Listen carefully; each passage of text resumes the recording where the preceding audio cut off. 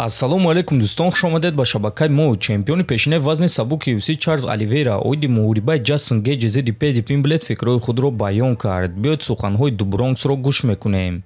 Ман фикр мекунам ки Пэдди бо Гейҷи дар стойка ҷангидан намехоҳад. Бо эҳтимоли калон ӯ кӯшиш мекунад ки муҳориба дар замин гузарад. Агар ӯ қарор барорад ва дар стойка ҷангад, пас ӯ нокаут шуда метавонад. Ана агар ки ӯ гӯштин гирад, пас ӯ имконият пайдо мекунад ки чемпион шавад. Аммо ба ҳар ҳол ман сидқан Ҷастин Гейҷиро мухлисӣ мекунам, гуфтааст Оливейра. Хотиррасон мекунам ки муҳориба байни Ҷастин Гейҷи ва Пэдди Пимблет рӯзи 25 январ дар турнири UFC 324 баргузор мегардад ва барои камарбанди муваққатии вазни сабук хоҳад шуд. Ҳама намуд доруҳои гиёҳӣ бо сифати баланд, нархҳои дастрас ва доставка ба ҳама шаҳрҳо аз ширкати Шифофармо, доруҳои гиёҳӣ барои хароб ва фарбеҳшавӣ, барои қавӣ кардани саломатӣ, витаминҳо ва шампунҳои гиёҳӣ, ҳамчунин ҳиҷомаи бепул барои муштариён ва боз асали бениҳоят фоидаовар паҳлавон, ки гардиши хун ва тестостерони шуморо хуб мекунад, хунукзадагиҳои баданро бартараф мекунад. Барои маълумоти бештар ё ин ки заказ кардани доруҳои ширкати Шифофармо ба номерҳои дар рӯи экран буда муроҷиат кунед. Ширкати Шифофармо дар хизмати шумо. Чемпиони пешинаи UFC Тиҷей Диллашоу эълон карда гуфт ки Илия Топурия аз Арман Царукян гурехта истодааст.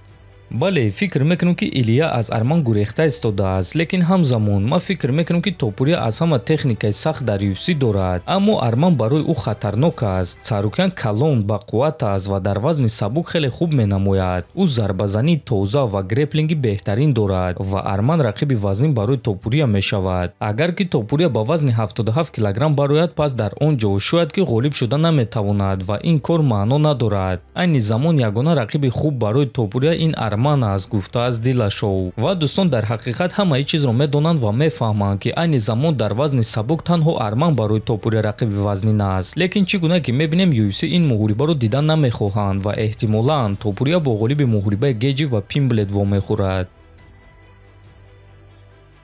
Варзигари бебохти тоҷик Нурулло Алиев ояндаи вазни сабуки UFC аст. Бисёриҳо чунин мешуморанд ва ӯро ояндаи вазни сабук мебинанд. Ҷангори ММА ва яке аз комментаторҳои машҳури ESPN Гастон Рейно оиди Нурулло Алиев чунин суханҳо навишт.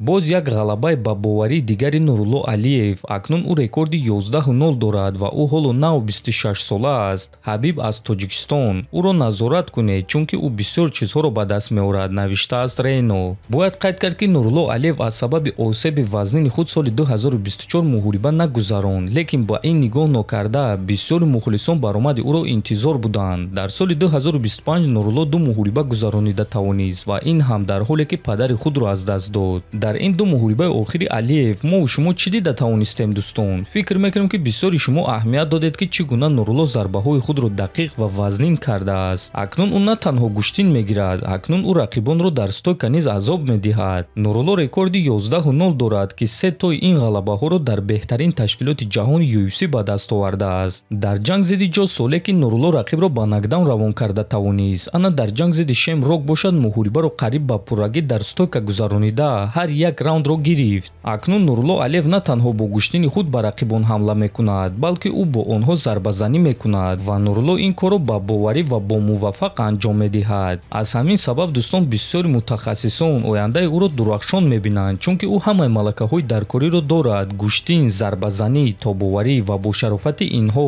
ӯ ба қуллаҳои баланд дар ин намуди варзиш расида метавонад. Аммо шумо бошем дӯстон, дар ин роҳ ӯро дастгирӣ карда ба ӯ муваффақият таманно мекунем. худи шумо дӯстон муҳорибаи навбатии Нурулло Алиевро интизор ҳастед? Метавонед фикрҳои худро дар комментария нависед. Дар YouTube канали мо обуна шавед. То боздид, хонободу сарбаланд бошед.